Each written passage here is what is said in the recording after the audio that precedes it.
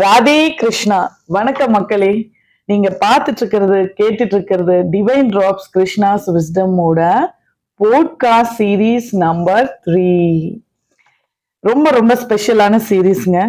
என்னன்னு கேக்குறீங்களா? கீதையோட முதல் அத்தியாயத்தை இன்னைக்கு நாம பார்க்க போறோங்க. இதுக்கு முன்னாடி சீரீஸ்ல கீதைனா என்ன, ஏன் படிக்கணும் அப்படின்னு பார்த்தோம். அதுக்கப்புறமா அதோட பயன்கள் என்னன்னு பார்த்தோம். அதுக்கப்புறமா ஃபேமஸ் பர்சனாலிட்டிஸ், பெரிய பெரிய பிரபலங்கள் எல்லாம் கீதையை படிச்சு எப்படி அதை நம்ம லைஃப்ல அவங்க இம்ப்ளிமெண்ட் பண்ணாங்க அப்படிங்கிற சில உதாரணங்களை பார்த்தோம். இன்னைக்கு பகவத்கீதையோட தொடக்கம் அத்தியாயம் 1 நம்ம அர்ஜுன விஷாத யோகம் பார்க்க போறோம். ரொம்ப ரொம்ப முக்கியமானதுங்க. கவனமா கேளுங்க. இந்த வீடியோ ஃபுல்லா என் கூடவே இருங்க, ஸ்கிப் பண்ணாம பாருங்க. ஓகேங்களா? சோ அர்ஜுன விஷாத யோகம், அந்த யோகத்துக்கு உள்ள போறதுக்கு முன்னாடி நம்ம வாழ்க்கையிலயும் ஒரு சில தருணங்கள் நமக்கு இந்த மாதிரி வந்திருக்கும். அடுத்து நமக்கு என்ன செய்யறதுன்னு தெரியாத ஒரு சூழ்நிலையும், லைஃப்ல நாமளும் ஒரு ஃப்ரீஸ் ஆகிற ஒரு சிச்சுவேஷனுக்கு தள்ளப்பட்டிருப்போம். என்ன செய்யறதுன்னு தெரியாம மைண்ட் பிளாங்கா இருக்கும். அடுத்து என்ன பண்ணணும்னு தெரியாம நம்ம முழிச்சிருப்போம், தவிச்சிருப்போம், துடிச்சிருப்போம். என்ன பண்றது, ஏன், எதுக்கு, என்னன்னு எதுக்குமே பதில் தெரியாத ஒரு சூழ்நிலைக்கு கண்டிப்பா நம்மளும் ஒரு சிச்சுவேஷன்ல தள்ளப்பட்டிருப்போம். அதே மாதிரி சிச்சுவேஷன்ல தான் அர்ஜுனனும் போர்க்களத்துல தள்ளப்பட்டான். அதே மாதிரி சிச்சுவேஷன்ல தான் மனக்குழப்பத்தோடு செய்வதறியாத அர்ஜுனன் தவித்தான். அந்த குழப்பத்தின் காரணமே பகவத்கீதையின் தொடக்கமா இருக்கு. ஸோ மக்களே, எல்லாரும் மன மகிழ்ச்சியோட, ஒரு புத்துணர்ச்சியோட இந்த கீதையோட பாடத்தை கேட்க ஆரம்பிக்கலாம். சரிங்களா? சோ கீதையோட முதல் அத்தியாயம் அர்ஜுனன் விஷாத யோகம். இந்த முதல் அத்தியாயத்துல அர்ஜுனன் விஷாத யோகம், விஷாதம் அப்படின்னா விசனம், விசனம் அப்படின்னா கவலை. இது நமக்கே தெரியும். சோ இந்த முதல் அத்தியாயம் மொத்தம் என்ன அப்படின்னா அர்ஜுனனோட கவலைகள் தான். சோ இதுல பேசப்பட்ட இடம் எங்க, யார் யார்கிட்ட என்ன பேசுனாங்க, எத்தனை ஸ்லோகங்கள் இருக்கு, சோ நடந்த சீன் என்ன, அடுத்து இந்த முதல் அத்தியாயத்துல இருந்து நமக்கு பிராக்டிக்கல் லெசன்ஸ், நம்மளோட வாழ்க்கைக்கு என்ன பாடம் அப்படிங்கிறது தான் நான் இந்த வீடியோல சொல்ல போறேன். சோ உங்க எல்லாரையும் மறுபடியும் கை கூப்பி கேட்டுக்கிறேன், விட்டுட்டு போகாம முழுசா கேளுங்க. ஏன்னா உங்களுக்காக தான் இந்த பதிவே போட்டிருக்கேன். சோ என்ன நடக்குது இந்த முதல் அத்தியாயத்துல? கிருஷ்ணர் கண்டிப்பா இந்த முதல் அத்தியாயத்துல பேசவே இல்லைங்க. கிருஷ்ணரோட பகவத்கீதை பாடம் இன்னும் ஆரம்பிக்கல. இந்த ஃபர்ஸ்ட் சாப்டர் ஃபுல்லா அர்ஜுனனோட புலம்பல்னு வச்சுக்கலாம். இது நடக்கிற சீன் கண்ணை மூடி அப்படியே விஷுவலைஸ் பண்ணுங்க. நாம எல்லாரும் இப்ப குருஷேத்திர யுத்த ஸ்தலத்துக்கு போறோம். சரிங்களா? குருஷேத்திர யுத்த ஸ்தல, மகாபாரதம் நடந்த இடம். அந்த குருஷேத்திர யுத்த ஸ்தலத்துக்கு போறோம். இந்த பக்கம் பாண்டவ சேனை நின்னுட்டு இருக்கு, இந்த பக்கம் கௌரவ சேனை நின்னுட்டு இருக்கு. நடுவுல வெள்ளை குதிரைகள் பூட்டப்பட்ட அந்த அழகான தேர்ல நம்ம கிருஷ்ணரும் அர்ஜுனனும் இருக்காங்க. ஸோ இந்த சீனை உங்க மனக்கண்ணு முன்னாடி விஷுவலைஸ் பண்ணுங்க. ஓகேங்களா? ஸோ அதுக்கப்புறம் என்ன ஆகுது, அந்த ஹஸ்தினாபுரத்துல திருதராஷ்டிரர் அரசபையில உட்கார்ந்துகிட்டு இங்க என்ன நடக்குதோ ஏது நடக்குதோ அப்படின்ற ஒரு பதட்டத்தோட இருக்கார். சோ பகவத்கீதையோட முதல் ஸ்லோகம் யார் பேசுறாங்கன்னா திருதராஷ்டிரர் தான் பேசுறாரு. என்ன பேசுறாரு அப்படின்னா, தர்மக்ஷேத்ரே குருக்ஷேத்ரே சமவேதா யுயுத்சவா மாமகாஸ் பாண்டவாஸ்சேவ கிம குர்வத சஞ்சயா.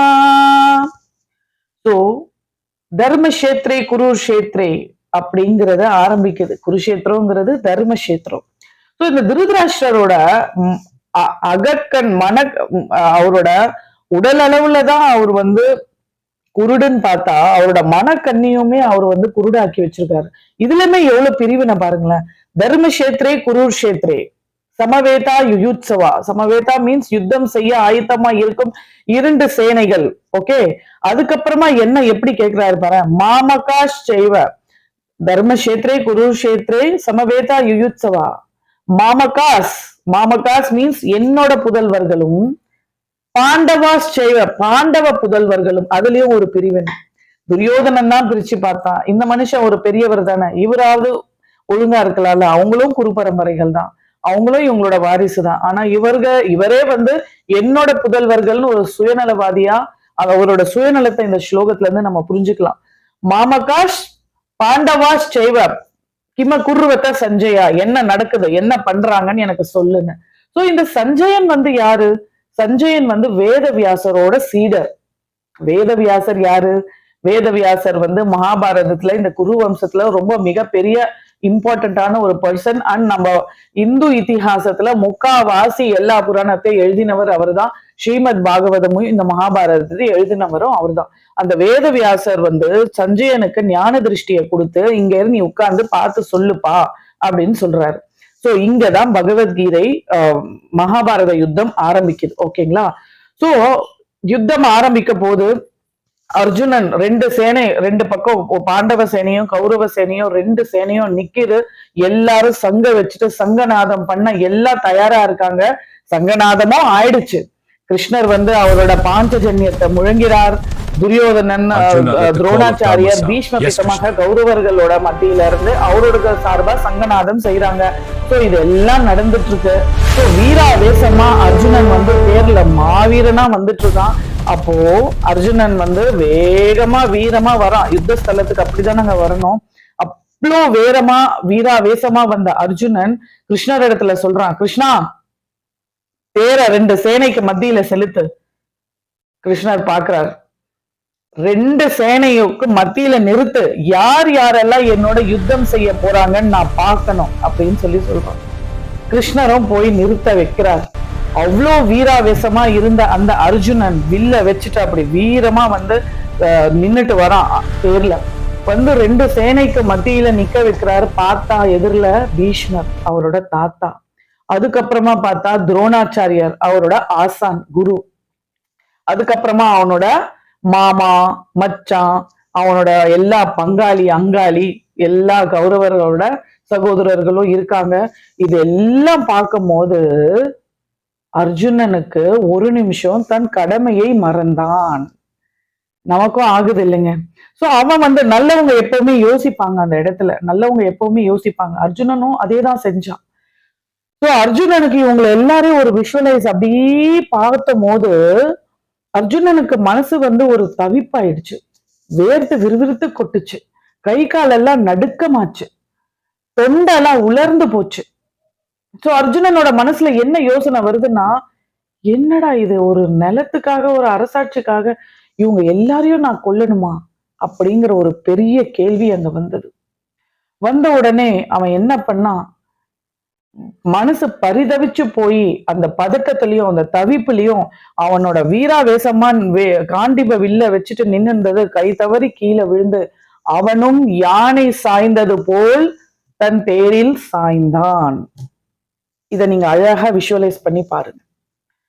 சோ அர்ஜுனன் வீழ்ந்தான். அதுக்கப்புறம் கிருஷ்ணர் என்னப்பா ஆச்சு அப்படின்னு கேக்குறார். அர்ஜுனன் சொல்றான், கிருஷ்ணா என் மனசெல்லாம் ஒரே குழப்பமா இருக்கு, பதட்டமா இருக்கு. எனக்கு போர் செய்யணும்னு தோணல. இவங்க எல்லாரையும் கொண்டு நான் வந்து இந்த அரசாட்சியா பண்ணா என்ன, பண்ணலன்னா என்ன?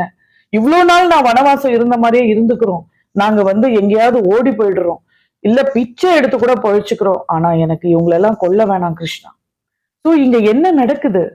தர்ம யுத்தம். அங்க வந்து நாமளும் நம்மளோட கடமைகளை நினைத்து கடமைகள் நமக்கு ஓவர்ஃப்ளோ ஆகும் போது ஒரு சில நேரம் நம்மளோட மைண்ட் ஃப்ரீஸ் ஆயிடும். அங்க வந்து நம்மளோட கடமையா நம்மளோட எமோஷன்ஸா அப்படிங்கிறது தான் ஒரு கேள்வி.